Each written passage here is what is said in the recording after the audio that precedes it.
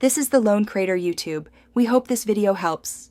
In this video, I will explain how to replace your Mini Cooper battery.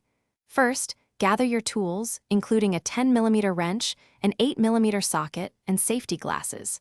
The battery is usually under the hood, often on the passenger or driver's side, beneath a cover. Always turn off your car and remove the key before starting. A memory saver can prevent losing radio presets or other electronic data. Now, let's safely remove the old battery.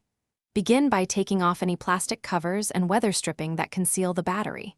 Using your 10mm wrench, loosen and remove the negative battery cable first. Then, proceed to disconnect the positive battery cable.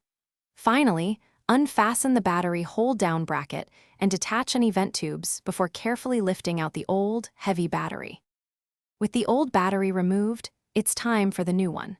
Carefully lift and position the new battery into the tray, making sure it sits flush and is stable. Now, reconnect the positive battery cable first, followed by the negative cable. Tighten both terminals firmly with your 10mm wrench. Don't forget to reattach the battery hold-down bracket and any vent tube to secure everything in place. The final steps are crucial for optimal performance.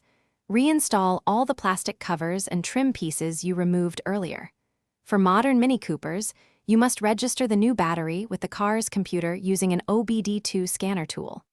This vital step ensures proper charging, preventing premature battery failure.